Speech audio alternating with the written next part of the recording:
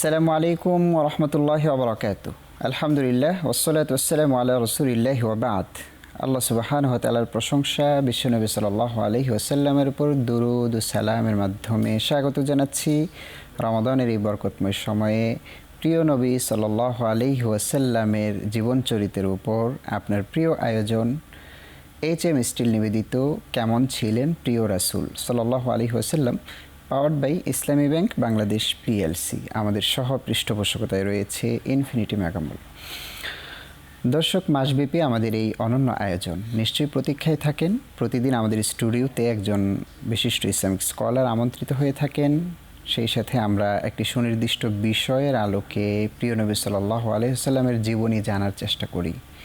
এখানে আমাদের প্রিয় নবীর প্রতি ভালোবাসা বৃদ্ধি, প্রিয় নবীর আদর্শ জানা, জীবনের প্রতিটি পরতে পরতে কেমন ছিলেন জানতে ইচ্ছে করে না দর্শক? আমার ইচ্ছে করে, এই অনুষ্ঠানের মাধ্যমে আপনার ইচ্ছে করবে, আপনার সন্তানের ইচ্ছে করবে।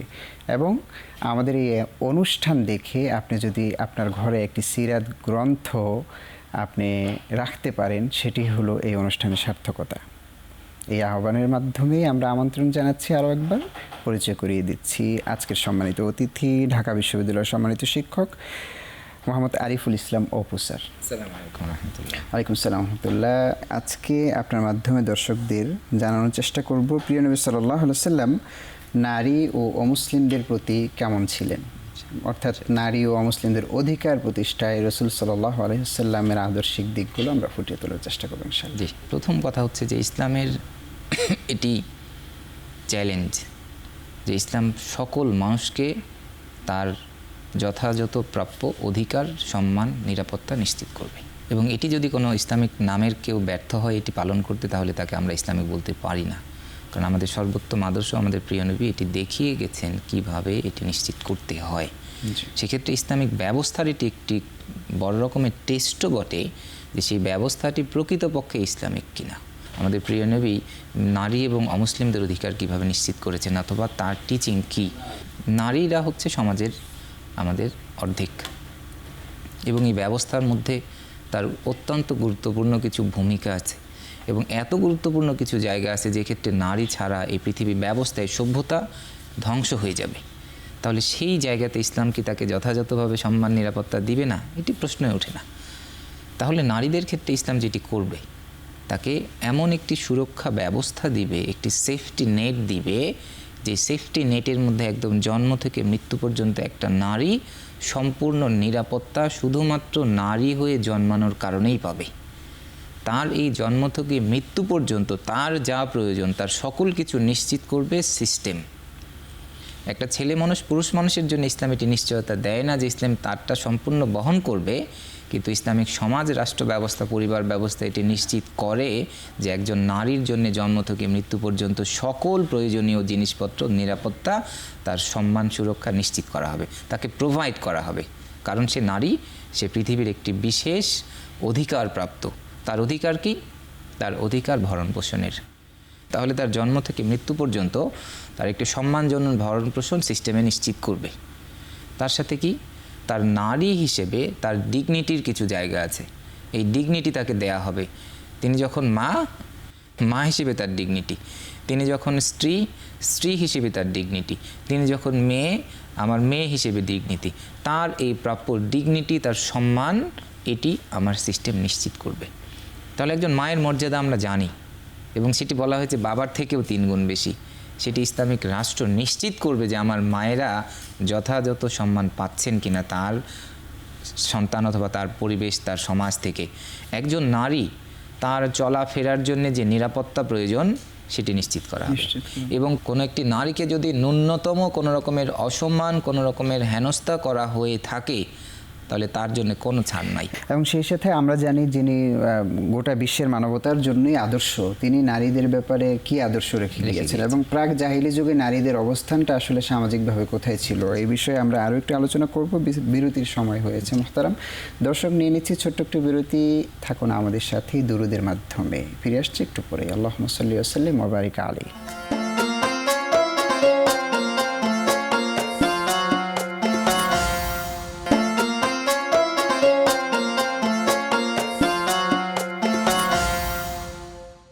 আল্লাহুম্মা সাল্লি ওয়া সাল্লিম ওয়া বারিক আলাইহি। দুরুদ ও সালামের মাধ্যমে প্রিয় নবীর ভালোবাসায় উৎসর্গিত আমাদের এই আয়োজনে আরও একবার স্বাগত জানাচ্ছি। HM স্টিল নিবেদিত কেমন ছিলেন প্রিয় রাসূল সাল্লাল্লাহু আলাইহি ওয়াসাল্লাম, powered by Islami bank Bangladesh PLC। আমাদের সহ পৃষ্ঠপোষকতায় রয়েছে ইনফিনিটি ম্যাগাজিন। দর্শক, আমরা প্রিয় নবী সাল্লাল্লাহু আলাইহি সাল্লামের আদর্শিক দিকগুলো ফুটানোর চেষ্টা করি। আজকে সম্মানিত অতিথির মাধ্যমে ইসলামের নারী ও অমুসলিমদের অধিকার রক্ষায় আমার প্রিয় রাসূল, যিনি বিশ্বনবী, যিনি রহমতুল্লিল আলামিন, তিনি কি আদর্শ রেখে গিয়েছেন সেই বিষয়ে আমরা চলে যাচ্ছি গেস্টের নিকট। মোহতারাম, নারীদের বিষয়ে বলছিলেন এবং আমি একটি প্রশ্ন রেখেছিলাম যে প্রাক জাহিলি যুগে আসলে নারীদের সামাজিক অবস্থানটা কোথায় ছিল, সেখান থেকে বিশ্বনবী সাল্লাল্লাহু আলাইহি সাল্লাম কোথায় নিয়ে আসলেন? সেক্ষেত্রে আমরা যদি সংক্ষেপে ধরি যে শুরুটা কেমন ছিল, যেখানে নারী শিশু জন্মগ্রহণ করলে একজন বাবার মুখ কালো হয়ে যেত, নিজ হাতে তিনি হত্যা করতেন তার সন্তানকে। নারীদেরকে পণ্যের মতো বেচাকেনা করা যেত। একসাথে মা এবং মেয়ে দুইজনকেই কেউ বিয়ে করত। কত বর্বর নির্যাতন সেই সময়। সেখান থেকে ইসলাম নিয়ে আসলেন কোথায়? সে সানা থেকে হাজরামাউত পর্যন্ত একজন নারী, রাতের অন্ধকারে সম্ভ্রান্ত একজন নারী, গহনা পরিহিত, তিনি এই এত দূরের পথ একা অতিক্রম করবেন, সেক্ষেত্রে তিনি কোনো মানুষকে ভয় করবেন না। এই চিত্রটি চিন্তা করা যায় না যে যেই সময় নারীদেরকে এইরকমভাবে পণ্যের মতো করে কেনাবেচা করা হতো, হত্যা করা হতো, সেখান থেকে তার নিরাপত্তা, তার সম্মান কোথায় দেয়া হলো? যার রাতের বেলা 100 কিলোমিটার পার হয়ে যাওয়ার জন্য তিনি কোনো মানুষকে ভয় করবেন না। তাহলে মাঝখানের কথা আর বলার প্রয়োজন হয়? এটি আমাদের প্রিয় নবী স্ট্যাবলিশ করে দেখিয়ে গিয়েছেন। এটি শুধুমাত্র কল্পনা না, এই ইতিহাস, এই অতীত আমাদের ছিল, এবং এই ইতিহাস অতীত শুধু 2-4-5 বছরের না, আমাদের হাজার বছরের ইতিহাস, যে আমাদের রাষ্ট্র ব্যবস্থায় আমাদের নারীরা কতটা নিরাপদ, কতটা সম্মানের মধ্যে ছিল।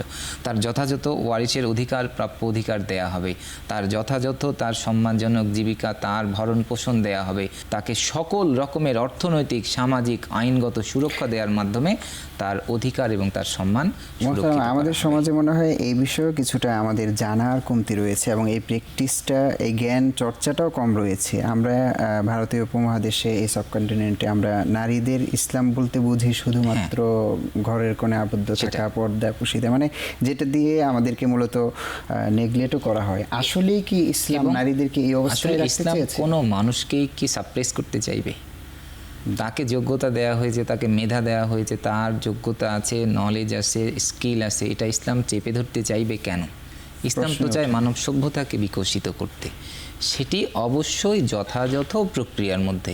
নারীদের বিষয়ে ইসলামের জাস্ট কিছু মৌলিক ধারণাগত জায়গা আছে, যেই কাজগুলি ইসলাম নারীদের জন্য নিরাপদ মনে করে না এবং সেটি নারীদের জন্য সম্মানজনক না।